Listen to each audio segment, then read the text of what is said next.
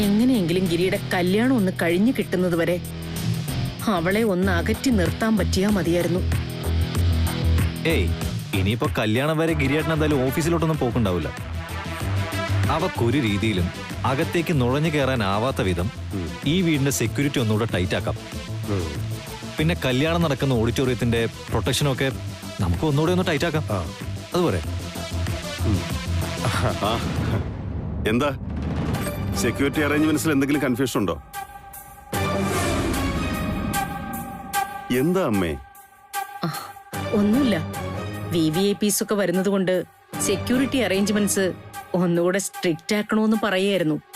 നീ ഇതൊന്നും ഓർത്ത് ടെൻഷൻ ആകണ്ട, എല്ലാം ഞങ്ങൾ നോക്കിക്കോളാം. ഗിരി, ഫ്രീ ആണേൽ ഒരു 5 മിനിറ്റ് ഒന്ന് ഇരുന്നേ. കുറച്ച് കാര്യങ്ങളൊന്ന് പ്ലാൻ ചെയ്യാനുണ്ട്. അല്ല ഇന്ദിരേ, നമ്മളെന്തിനാ ഈ മൈലാഞ്ചി കല്യാണം നടത്തുന്നത്? ഇന്നത്തെ കാലത്ത് എല്ലാരും ചെയ്യുന്നൊരു ചടങ്ങല്ലേ അമ്മ അത്? എല്ലാവരും അല്ല, അങ്ങ് വടക്കോട്ടുള്ളവര്. അതൊക്കെ അവരുടെ ഏർപ്പാടാ. നമ്മൾ എന്തിനാ അതിന്റെ പിന്നാലെ കൂടുന്നത്? ആര് പറഞ്ഞു അമ്മമ്മയോട് ഇത്? ഈ മെഹന്തി ഹൽദിയൊക്കെ ഒരു ഇതെല്ലാവരും ചെയ്യുന്ന പരിപാടിയാ. ശരി, അങ്ങനെയാണെങ്കിലേ സുമിതയുടെ കല്യാണത്തില് മൈലാഞ്ചി കല്യാണം അല്ലല്ലോ നടത്തേണ്ടത്, മഞ്ഞൾ കല്യാണം അല്ലേ? നേരാ. നമ്മുടെയൊക്കെ തറവാട്ടില് പണ്ടേ കേട്ടുകേൾവിയുള്ളത് മഞ്ഞൾ കല്യാണ. അമ്മേ, അതിപ്പോ ഗിരിയുടെ വീട്ടുകാര് തീരുമാനിച്ചിരിക്കണ മൈലാഞ്ചി കല്യാണാണല്ലോ. ആണെങ്കി നമ്മളിത് സമ്മതിച്ചു കൊടുക്കണോ? അതെവിടുത്തെ മര്യാദയാ? അവരുടെ പെങ്കൊച്ചിന്റെ കല്യാണം തീരുമാനിക്കാനുള്ള പൂർണ്ണ സ്വാതന്ത്ര്യം അവർക്കുണ്ട്. പക്ഷെ നമ്മുടെ സുമിയുടെ കല്യാണത്തിന് മഞ്ഞൾ കല്യാണം വേണോ മൈലാഞ്ചി കല്യാണം വേണോ എന്ന് നമ്മളല്ലേ തീരുമാനിക്കേണ്ടത്? അതല്ലേ ഞാനും പറയുന്നത്. ഇതൊക്കെ നട്ടല്ലോടെ സംസാരിക്കാൻ ഇവിടെ ആരും ഇല്ലാതെ പോയല്ലോ എന്നാ. ദൈവമേ, ഇന്ത്യമ്മ അടുത്ത പ്രശ്നം ഉണ്ടാക്കാനുള്ള പുറപ്പാടിലാണല്ലോ അച്ഛോ. നേരാ. പങ്കജാക്ഷി പറയുന്നതിലും കാര്യമുണ്ട്. ഈ മലബാറുകാർക്ക് അതായിരിക്കും പ്രധാനം. എന്നാ നമ്മുടെ തിരുവിതാംകൂറുകാർക്കേ. ശാരദ ഇപ്പൊ എന്നെ എന്താ വിളിച്ചത്? പങ്കജാക്ഷിന്ന്. എങ്ങനെ? അതെ, അതൊക്കെ പണ്ട് ഗസറ്റിൽ കൊടുത്ത് കഷ്ടപ്പെട്ട് പേര് മാറ്റിയതാ ഞാൻ. ഇനി എന്നെ പഴയ പേര് വിളിച്ചാലുണ്ടല്ലോ എന്റെ സ്വഭാവം മാറും, പറഞ്ഞേക്കാം. മല പോലെ വന്നത് എലി പോലെ പോയി എന്ന് പറയുന്നത് ഇതിനെ.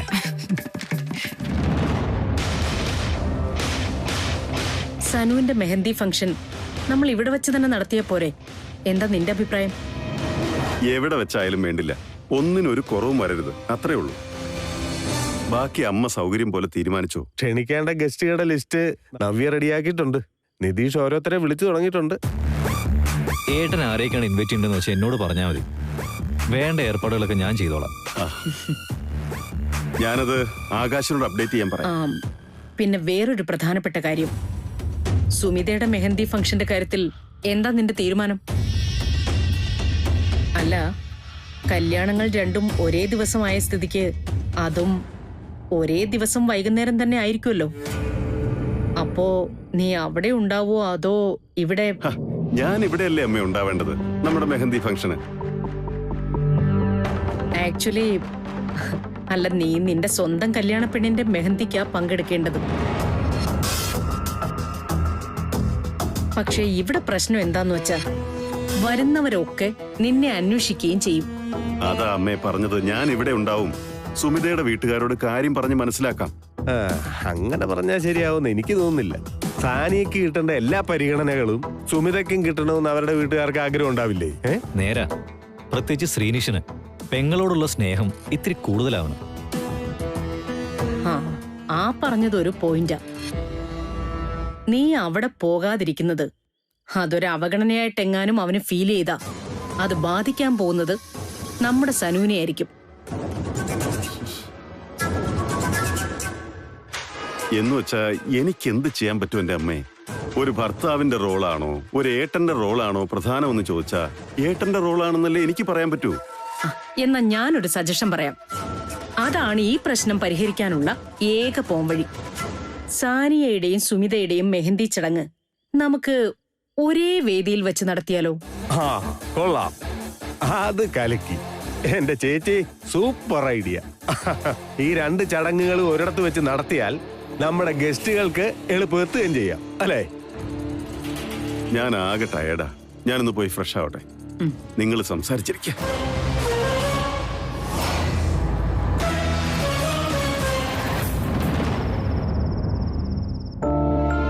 ഹാളിന്റെ വാടകയിൽ ഒരു 10,000 രൂപയെങ്കിലും കുറഞ്ഞിരുന്നെങ്കിൽ ഡെക്കറേഷന്റെ കാര്യം ഒരുമാതിരി വൃത്തിയായേനെ. ആ AC ഹാള് വേണ്ടെന്ന് വെച്ചിരുന്നെങ്കിൽ ലാഭായനെ. അത് പറ്റില്ല മോളെ. ഗിരിധർ നമ്മളോട് ആകെ ആവശ്യപ്പെട്ട ഒരു കാര്യം അത് മാത്രമാണ്. അതെങ്കിലും ചെയ്യാൻ കഴിഞ്ഞില്ലെങ്കിൽ പിന്നെ വേറെ ഏതെങ്കിലും ഹെറ്റിൽ ആ കുറവ് നമ്മൾ സഹിച്ചേ പറ്റൂ. അച്ഛൻ ടെൻഷൻ അടിക്കല്ലേ, എല്ലാം ശരിയാവും. ദൈവം സഹായിച്ച് ഒക്കെ നന്നായി നടക്കും.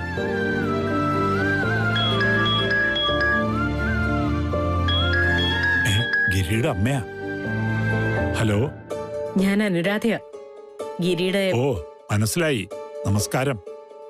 എന്റെ മനസ്സിൽ തോന്നിയൊരു കാര്യം നിങ്ങളോടൊന്ന് ഡിസ്കസ് ചെയ്യാന്ന് കരുതിയാ വിളിച്ചത്. പറയണം. 2 കല്യാണങ്ങളുടെയും മെഹന്തി ഫംഗ്ഷൻ ഒരു ദിവസമാണല്ലോ. ആ സ്ഥിതിക്ക് ആ 2 ചടങ്ങുകളും ഒരുമിച്ച് നടത്തിയാലോ എന്നൊരാലോചന. അല്ല, അത് 2 ചടങ്ങുകൾക്കും വരേണ്ട അതിഥികൾക്ക് അത് സൗകര്യമാകുമല്ലോ എന്ന് കരുതിയിട്ടാ. അല്ല, നിങ്ങൾക്ക് ബുദ്ധിമുട്ടില്ലെങ്കിൽ അത് അങ്ങനെ തീരുമാനിച്ചാൽ നല്ലതായിരുന്നു. ഒരു മിനിറ്റ്, ഞാൻ എല്ലാവരോടും ഒന്ന്.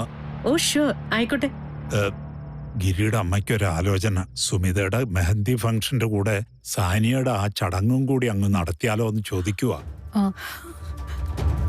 എനിക്ക് തന്നെ ഞാൻ സംസാരിക്കാം. Hello, good evening Anu. ഞാൻ ഇന്ദിരയാണേ. ആ ഇന്ദിര, അല്ല, ഞാൻ പറഞ്ഞ കാര്യത്തിൽ നിങ്ങൾക്ക് എതിർപ്പൊന്നുമില്ലെങ്കിൽ. അയ്യോ, എന്ത് എതിർപ്പ്? അതിനൊരു കുഴപ്പമില്ല. അങ്ങനെ തന്നെ ആയിക്കോട്ടെ, ഞങ്ങൾക്ക് ഒരു വിരോധവും ഇല്ല. ശരി എന്നാ, thank you so much. Actually Anuradha ഇക്കാര്യം ഇങ്ങോട്ട് പറയും മുമ്പ് തന്നെ ഞാൻ അങ്ങോട്ട് പറഞ്ഞാലോ എന്ന് ആലോചിക്കായിരുന്നു.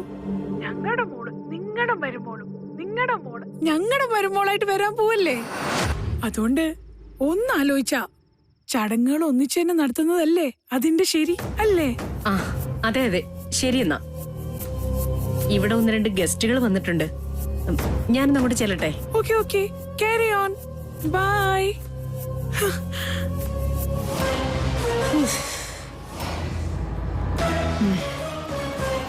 ഈ മിഡിൽ ക്ലാസ്സുകാരുമായിട്ട് സഹകരിക്കുന്നത് എനിക്ക് പണ്ടേ വലിയ ബുദ്ധിമുട്ടുള്ള കാര്യോ. ഒരു ഗതിയും പരഗതിയും ഇല്ലെങ്കിൽ എന്താ, കാണിക്കുന്ന ഷോയ്ക്ക് ഒരു കുറവുമില്ല. എന്റെ ചന്ദ്രേട്ടാ, ഇങ്ങനെ ഒരു ഐഡിയ അവരുടെ തലയിൽ ഉദിച്ചത് എത്ര നന്നായിന്നാ ഞാൻ ആലോചിക്കുന്നത്. അവര് നടത്തുന്ന ഫംഗ്ഷൻ കൂടി ആവുമ്പോ ആർഭാടത്തിന് ഒരു കുറവുണ്ടാവില്ല. ഹൈ സെറ്റപ്പ് ആയിരിക്കും. വരുന്ന ഗസ്റ്റുകളൊക്കെ വലിയ വലിയ ആൾക്കാരായിരിക്കും. അങ്ങ് ട്രിവാൻഡ്രത്തുനിന്ന് വരുന്ന നമ്മുടെ ബന്ധുക്കൾക്ക് അത് കണ്ട് കണ്ണ് ചിമ്മി പോണം. ഓർത്തിട്ട് എനിക്ക് ഇപ്പോഴേ കുളിര് കൂരാ. അധികം കുളിരണ്ട, പനി പിടിക്കും.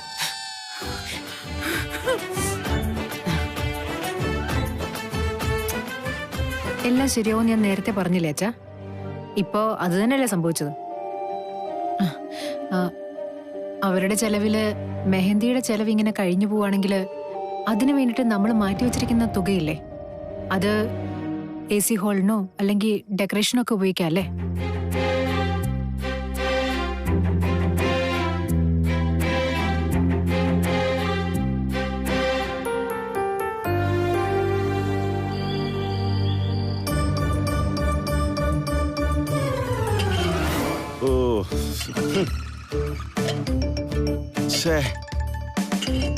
ഇതിലുമില്ലേ? എന്ത് കഷ്ടമായത്.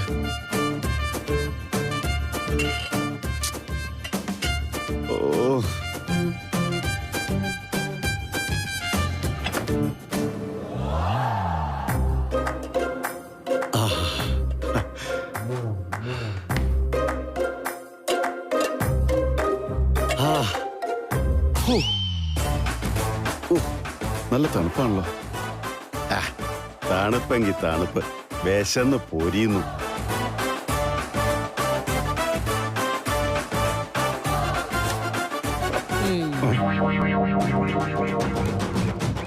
അച്ഛമ്മ ഉറങ്ങിയില്ലായിരുന്നോ? ചെറിയൊരു ശബ്ദം മതി എന്റെ ഉറക്കം ഞെട്ടാൻ.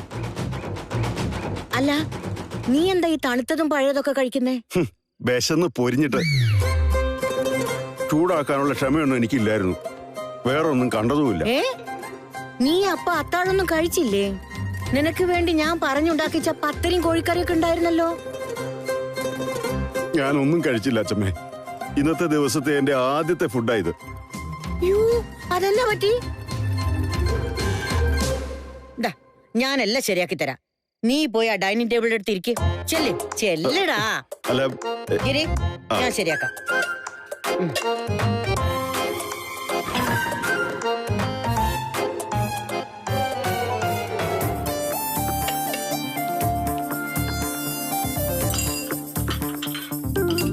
അല്ലപ്പാ, നീ എന്താ ഇന്ന് മുഴുവൻ കഴിക്കാതിരുന്നത്? അതൊന്നും നീ പറഞ്ഞില്ലല്ലോ. ഡയറ്റിങ്ങിലായിരുന്നു അച്ഛമ്മേ. എന്തോന്ന് കാര്യത്തിന്? ആകാശ് സ്നേഹം നിർബന്ധിച്ചിട്ട്. അവരാരും അങ്ങനെയൊക്കെ തീരുമാനിക്കാൻ? രണ്ടെണ്ണത്തിന് എന്റെ കയ്യിൽ കിട്ടട്ടെ. നല്ലത് കൊടുക്കുന്നുണ്ട് ഞാൻ. അയ്യോ, അവരും നല്ലതിനു വേണ്ടി അങ്ങനെ പറയുന്നതല്ലേ. കല്യാണം അല്ലേ വരുന്നത്. സുമിതയ്ക്കാണെങ്കിൽ ഇത്ര തടിയില്ലല്ലോ. എടാ, അവക്ക് തടിയില്ലെങ്കിൽ അതിന് നീ എന്തിനാ തടി കുറക്കുന്നേ? അവളൊന്നും ഇങ്ങോട്ട് വന്നോട്ടെ. നല്ല ആരോഗ്യമുള്ള ഭക്ഷണമൊക്കെ കൊടുത്ത് അവളെയും നിന്നെ പോലെ തക്കുടുവാക്കുന്ന കാര്യം ഈ അച്ഛമ്മ ഏറ്റടാ. കഴിക്ക്.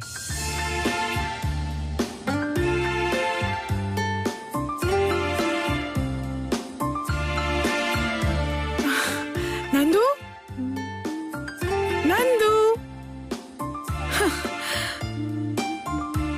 നീ എന്താ ഒഴിഞ്ഞു മാറി ഇവിടെ വന്ന് നിൽക്കുന്നത്?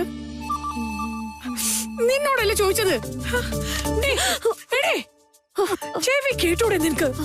ഞാൻ പാട്ട് കേൾക്കായിരുന്നു. അമ്മയ്ക്കിപ്പോ എന്താ വേണ്ടേ? അത് പിന്നെ നീ എനിക്ക് വേണ്ടി ഒരു ചെറിയ സഹായം ചെയ്യണം. സുമിതയോട് നീ ചില കാര്യങ്ങൾ സംസാരിക്കണം. അവളെ ഒന്ന് ഉപദേശിക്കണം. ചേച്ചി, ഞാൻ ഉപദേശിക്കാനോ? എന്ത് കാര്യത്തിന്? അല്ല, അത് പിന്നെ ഞാൻ നിന്നോട് പറഞ്ഞ കാര്യങ്ങള് നീ അവളോട് പറഞ്ഞ് മനസ്സിലാക്കണം. അത്രേ ഉള്ളൂ. എന്നാ പിന്നെ അമ്മയ്ക്ക് അങ്ങ് പറഞ്ഞാ പോരെ? അല്ല മോളെ, അത് പിന്നെ ഇങ്ങനത്തെ കാര്യങ്ങളൊക്കെ അമ്മ പറയണേക്കാളും അനിയത്തി പറയണതായിരിക്കും നല്ലതെന്ന് എനിക്ക് തോന്നുന്നു. അതുകൊണ്ടാ. അങ്ങനെ ഇപ്പോ എന്താ കാര്യം? വേറൊന്നല്ല, ഇനിയെങ്കിലും ഭർത്താവിന്റെ ഇഷ്ടത്തിനനുസരിച്ച് കുറച്ച് മോഡേൺ ആയിട്ട് നടക്കാൻ നീ അവളോടൊന്ന് പറയണം. ബെസ്റ്റ്.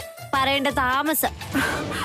അത് മാത്രല്ല മോളെ, ഒരു കുടുംബജീവിതമാകുമ്പോ വേറെ ചില കാര്യങ്ങളും കൂടി ഉണ്ടല്ലോ.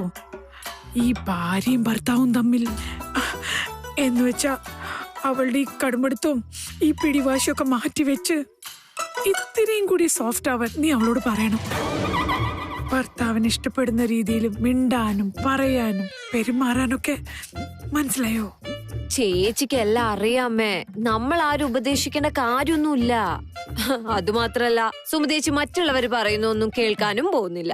കണ്ടോ, ഇതാ ഞാൻ പറഞ്ഞത്. ഇത് തന്നെയാണ് എന്റെ ടെൻഷനും. സുമിക്ക് അവിടെ ചെന്ന് അവരുടെ രീതിയിലൊക്കെ അഡ്ജസ്റ്റ് ചെയ്ത് പോവാൻ പറ്റുമെന്ന് എനിക്ക് നല്ല പേടിയുണ്ട്. അങ്ങനെ ഒരു കുറവും അവളുടെ ഭാഗത്തു നിന്നുണ്ടാവാൻ പാടില്ല. അതുകൊണ്ട് അനിയത്തി എന്ന നിലയിൽ നീ അവളെ പറഞ്ഞു മനസ്സിലാക്കണം. എന്നെ കൊണ്ടൊന്നും പറ്റില്ല. ഞാൻ പറഞ്ഞ ചേച്ചി ഇതൊന്നും കേൾക്കാൻ കൂട്ടാക്കത്ത് പോലുമില്ല. നീ ഇതൊക്കെ ഇങ്ങോട്ട് തന്നെ. എന്റെ കൂടെ വാ. എനിക്ക് വയ്യ അമ്മ, എനിക്ക് പറ്റില്ലെന്ന്. ഏതാ നല്ലതും നല്ലതല്ലാത്തതും എനിക്കറിയാം. നീ ഞാൻ പറയണ അനുസരിച്ചാ മതി.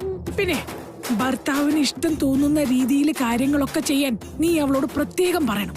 മനസ്സിലാവുന്നുണ്ടോ ഞാൻ പറയണത്? ഇല്ല, ഞാനിതൊന്നും ചേച്ചിനോട് പറയില്ല. അമ്മ വിട്ടെ. നീ സംസാരിച്ചു നോക്കൂ. അമ്മ വിട്ടെ. ഞാൻ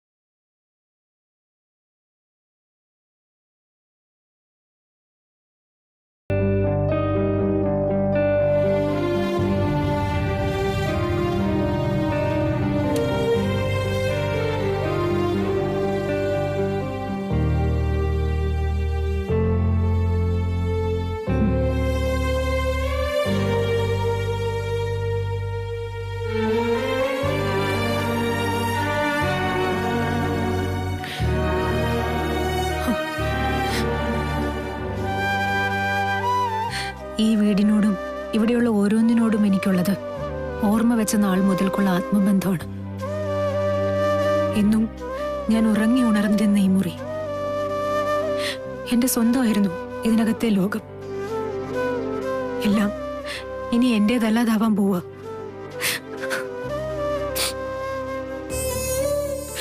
മുപ്പത്തഞ്ച് വർഷത്തെ ഓർമ്മകളെല്ലാം കൂടി ഒരു പെട്ടിയിലാക്കി പാക്ക് ചെയ്തെടുത്ത് ഇനി മറ്റൊരു വീട്ടിലേക്ക് സ്വയം പറിച്ചു നടണം.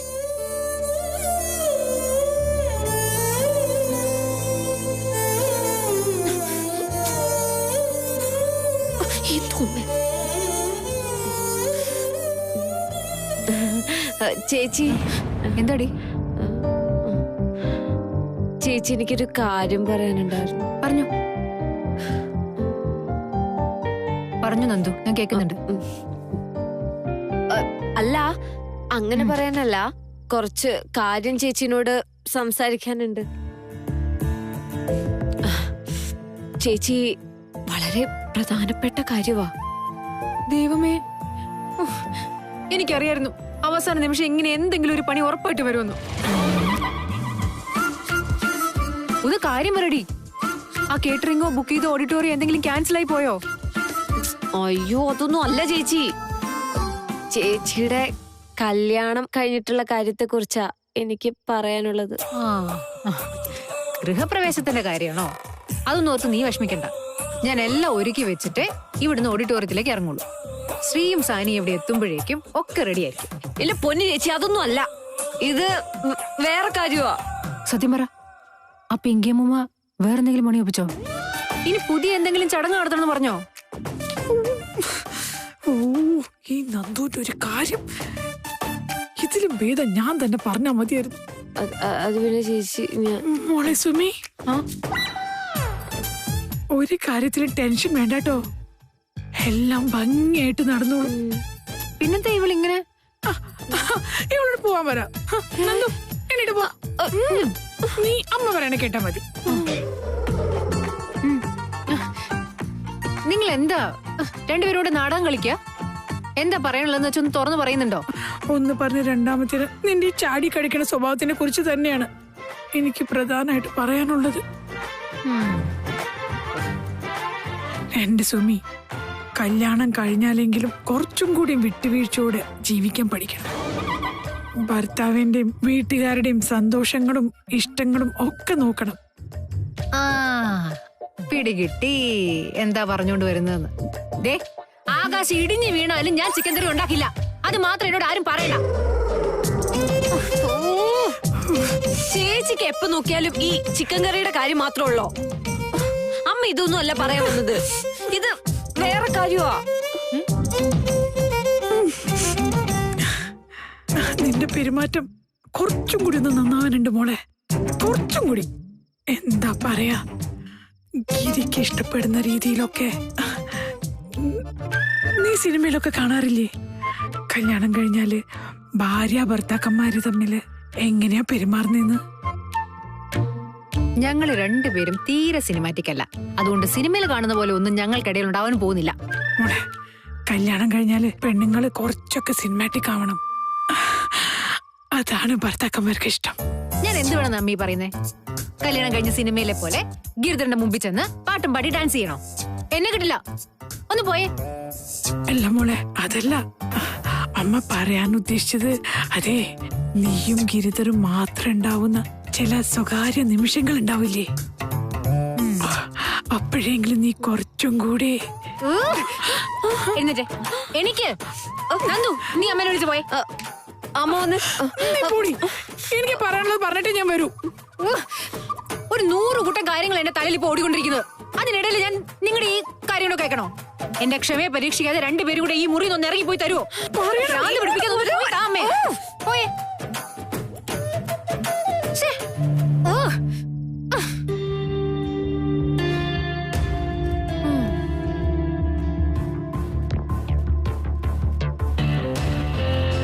കല്യാണം കഴിഞ്ഞാല് പെണ്ണുങ്ങള് കുറച്ചൊക്കെ സിനിമാറ്റിക് ആവണം. അതാണ് ഭർത്താക്കന്മാർക്ക് ഇഷ്ടം.